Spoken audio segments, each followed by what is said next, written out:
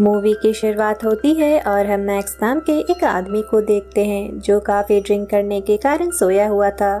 हम उसके फेस में मक्खियों को भी घूमते देख सकते हैं, जिसके कारण उसकी नींद टूट जाती है। तब उसकी नज़र अपने बगल में मरे हुए चूहे पर जाती है, जिसके ऊपर भी मक्खियाँ भिन भिना रही होती हैं और उस चूहे से काफ़ी भयानक बदबू आ रही होती है।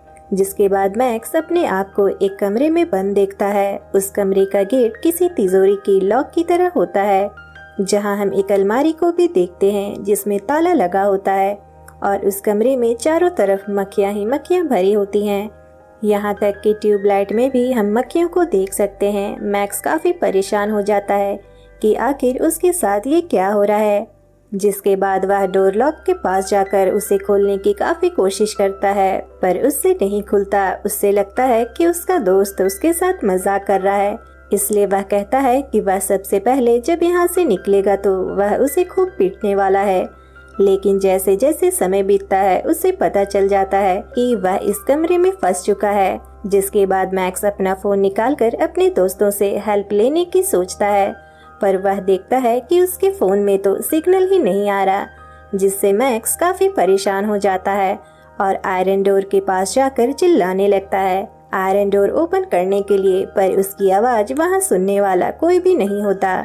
और इसी तरह से पूरा एक दिन निकल जाता है। जिसके अगले दिन मैक्स फिर से कोशिश करता है कि कोई उस दरवाजे को खोल दे और वह अपना फ़ोन निकालकर सिग्नल चेक करने की सोचता है, लेकिन गलती से उसका फ़ोन गिरकर टूट जाता है।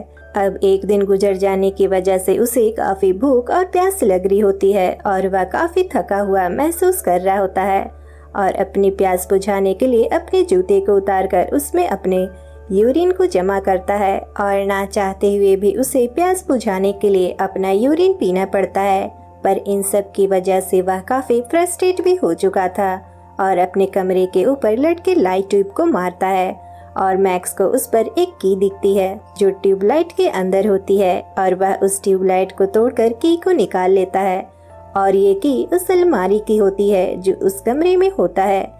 बिना टाइम वेस्ट किए मैक्स उस अलमारी को खोलता है, जिसमें उसे ऑक्सीजन के 2 टैंक और एक हथौड़ा और भी सामान मिलते हैं, जिससे वह दरवाजे को तोड़ने की कोशिश करता है। लेकिन उसे जल्द ही समझ में आ जाता है कि वह इस डोर को इतनी आसानी से तोड़ नहीं सकता। जिसके बाद मैक्स वेल्डिंग मशीन से उस दरवाजे को खोलने की कोशिश करता है, पर उसे वेल्डिंग मशीन यूज़ करनी नहीं आती थी, इसलिए वह अपने इस आइडिया को भी ड्रॉप कर देता है। जिसके बाद उसे फिर से एक आइडिया आता है। उसके कमरे में एक फायर अलार्म है और वह उस वेल्डिंग मशीन से उसे जलाने की कोशिश करता है कि शायद इससे कुछ काम बन जाए, पर यह भी बेकार हो जाता है क्योंकि यह फायर अलार्म भी नकली होता है, जिससे वह काफ़ी निराश हो जाता है।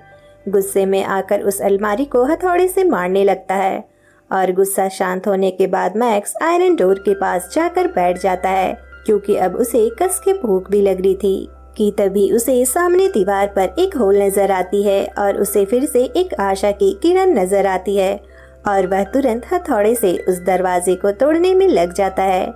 इसी बीच उसे सांस लेने में भी प्रॉब्लम होने लगती है क्योंकि अब कमरे का ऑक्सीजन भी खत्म होने लगा था, इसलिए वह तुरंत ऑक्सीजन टैंक के पास जाता है और ऑक्सीजन लेता है, जिससे उसे कुछ आराम मिलता है। पर वह काफी थक चुका था और अब उसे कस के भूख भी लग रही होती है और उसकी नजर उसी मरे हुए चूहे पर जाती है।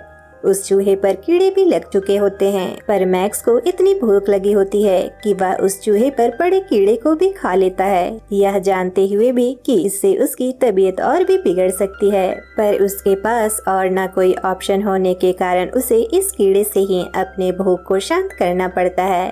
जिसके बाद वह फिर से उस दरवाजे को तोड़ने में लग जाता है और उससे दीवार के अंदर स्टील की सलाखें भी दिखने लग जाती हैं। जिसके बाद मैक्स स्टील के सलाखे को तोड़ने के लिए वेल्डिंग मशीन का यूज करता है और कुछ देर मेहनत करने के बाद वह सलाखें भी टूट जाती हैं, जिसे देखकर वह काफी खुश होता है कि आखिरकार उसकी मेहनत रंग लाई। वह तुरंत उस होल से दूसरी तरफ जाता है, पर जैसे ही उस रूम में पहुंचता है उसके चेहरे की रंगत ही उड़ जाती है क्योंकि वह सेम तरह का रूम होता है जिस तरह से पहले वाला था। वह काफी चिल्लाने लगता है और फ्रस्ट्रेट होने लगता है, जिसके बाद वह उस कमरे की छानबीन करने लगता है। तभी उसकी नज़र एक कॉफिन पर जाती है, जिसके बाद मैक्स उस कॉफिन को धीरे से खोलता है, जिसमें एक खूबसूरत लड़की गहरी नींद में सो रही होती है। मैक्स उसे गहरी नींद से उठाता है और वह लड़की उसे देखकर चिल्लाने लगती है और काफी डर जाती है। मैक्स उसे सारी सिचुएशन समझाने की कोशिश करता है, पर हमें पता चलता है कि उस लड़की को तो मैक्स की बात समझ भी नहीं आ रही होती और ना ही मैक्स को, क्योंकि दोनों की ही लैंग्वेज डिफरेंट होती है। जिसके बाद वह लड़की मैक्स से बचने के लिए उसी कमरे में पहुंच जाती है जिस कमरे से मैक्स आया होता है। वहीं मैक्स भी काफी थक चुका था, इसलिए वह उसी कॉफिन में जाकर सो जाता है। जिसके कुछ देर बाद वही लड़की आती है और उसे नींद से उठाने लगती है, क्योंकि उस कमरे में जाने के बाद उसे समझ में आ गया था कि मैक्स भी उसी तरह से फंस चुका है जिस तरह से मैं, क्योंकि दोनों ही कमरों की हालत एक ही तरह की होती है। जिसके बाद वह लड़की उसे सुरंग खोदने को कहती है, लेकिन मैक्स काफी थक चुका था और उसके हाथ भी जख्मी हो चुके थे, इसलिए वह मना कर देता है और आराम करने लग जाता है। लेकिन वह लड़की सोचती है कि यह कितना आलसी है और खुद उस दीवार को तोड़ना शुरू कर देती है। लेकिन यह काम इतना आसान भी नहीं था, क्योंकि इस चक्कर में उसके हाथ में चोट लग जाती है। जिसके बाद वह लड़की दौड़ के दूसरे कमरे में जाती है, क्योंकि उसे पी आई होती है, पर पीछे से मैक्स उसी कमरे में पहुंच जाता है, जिससे वह लड़की डर जाती है। जिसके बाद मैक्स उसे किसी तरह से समझाता है और अपना एक जूता देता है, क्योंकि उसने 3 दिनों से पानी नहीं पिया था। जिसके बाद वह लड़की थोड़ा हिचकिचाती है, पर वह लड़की समझ सकती थी कि इस सिचुएशन में उसके पास और कोई भी चारा नहीं है। जिसके बाद मैक्स उस यूरिन को पी लेता है और उस लड़की को भी पीने को देता है, यह समझाते हुए कि अभी उन्हें यहाँ सरवाइव करने के लिए यह जरूरी है। वह उसे उस चूहे के कीड़े को भी खाने को कहता है, पर वह लड़की मना कर देती है। जिसके बाद दोनों फिर से उस दीवार को तोड़ने में लग जाते हैं, लेकिन इसी दौरान मैक्स के हाथों में चोट लग जाती है, जिस पर वह लड़की अपने कपड़े के एक पीस को उसके हाथों में बांध देती है और धीरे धीरे दोनों के बीच भी अच्छी दोस्ती होने लगती है। जिसके बाद दोनों फिर से अपने काम को दोबारा स्टार्ट करते हैं कि तभी उनके पीछे का डोर लॉक खुलने लगता है। जिसके बाद दोनों दरवाजे के पास भागकर जाते हैं, लेकिन डोर फिर से लॉक हो जाता है, जिससे वे काफी निराश हो जाते हैं और फिर से अपने काम पर लग जाते हैं। लेकिन मैक्स नोटिस करता है कि उनके पीठ के पीछे होने से डोर खुलने लगता है और सामने आने पर वह डोर लॉक हो जाता है, इसलिए वह उस दरवाजे की तरफ न देखते हुए दोनों अपनी पीठ के पीछे की तरफ से जाते हुए उस डोर को ओपन कर तीसरे कमरे में पहुंच जाते हैं। और वे उस कमरे में देखते हैं कि सामने एक खुदी हुई कब्र है और उस कमरे में भी सेम आयरन डोर है। उस कमरे की छानबीन करने पर उन्हें वहां पर कुछ भी नहीं मिलता। जिसके बाद वह लड़की पिछले वाले कमरे में जाती है और सारे खुदाई करने वाले सामान को लेकर आती है और कहती है, हमें इस कब्र की खुदाई करनी चाहिए जिससे सामने वाली डोर खुल जाए। वे वही आइडिया को दोबारा करने की सोचते हैं जो उन्होंने दूसरे कमरे में किया था।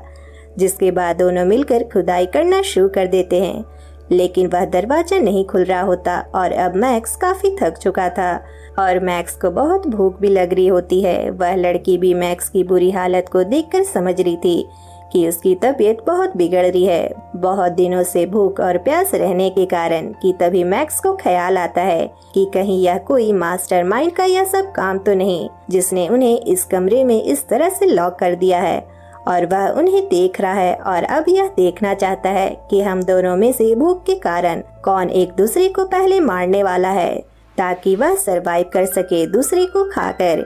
यह जानकर वह उस लड़की को मारने की सोचता है, लेकिन जल्द ही वह अपने आप को संभाल लेता है कि वह कोई मर्डरर नहीं है और रोने लगता है और सोचता है अब यही उसका अंत है और बेहोश होने लगता है। लेकिन वह लड़की उसे थप्पड़ मारते हुए होश में लाने की कोशिश करती है, लेकिन मैक्स हार चुका था और बेहोश हो जाता है। जिसके बाद वह लड़की उसे किसी तरह से पकड़कर उस कब्र से बाहर निकालती है और उसे आराम करने को कहती है। जिसके बाद वह आयरन डोर के पास जाकर चिल्लाने लगती है, लेकिन वह भी अब निराश हो चुकी थी। जिसके बाद वह मैक्स के पास जाती है और रोने लगती है और अपने आंसुओं को उसे पिलाती है ताकि वह जिंदा रह सके और वह उसके बगल में सो जाती है। जिसके बाद मैक्स की नींद टूटती है तो वह देखता है कि लड़की ठंड से कांप रही है। जिसके बाद वह कॉफिन के पास जाता है और उसमें से कपड़े को फाड़कर उसे ढक देता है और उसी के बगल में सो जाता है। और अब मैक्स को लगने लगता है कि अब यही उनका अंत है और यह उनकी आखिरी नींद होने वाली है। लेकिन तभी मैक्स को डोर खुलने की आवाज सुनाई देती है और वह उस लड़की को नींद से जगाता है और ठीक उसी तरह से अपने पीठ को डोर की तरफ कर बिना देखे उसकी तरफ जाने लगते हैं। आयरन डोर खुलते ही वे दोनों अपने सामने के नज़ारे को देखकर काफी खुश होते हैं और हैरान भी। ऐसा लग रहा हो जैसे वह नर्क से निकलकर स्वर्ग पहुंच गए हो या शायद वह स्वर्ग में ही है। अब ऐसा इसलिए क्योंकि शायद दोनों ही मर चुके थे, क्योंकि इस मूवी को देखने पर हमें पता चलता है कि दोनों को ही यह याद नहीं था कि वे इस जगह पर कैसे आए थे, क्योंकि मैक्स एक रूम में लॉक होता है जबकि लड़की एक कॉफिन में बंद होती है, जैसे किसी मरे हुए लोगों को दफनाया जाता है। और हमें तीसरे कमरे में बने ग्रेव को भी दिखाया जाता है जो उनकी आफ्टर लाइफ को दिखाई गई है और यह उनका सफर होता है नर्क से स्वर्ग की ओर जो उन्होंने कंप्लीट कर लिया था। और इसी के साथ ये मूवी यहीं एंड हो जाती है। तो आपको ये मूवी कैसी लगी हमें कमेंट करके जरूर बताएं और चैनल को लाइक शेयर सब्सक्राइब करना ना भूलें। मिलेंगे नेक्स्ट वीडियो में, तब तक के लिए बाय बाय।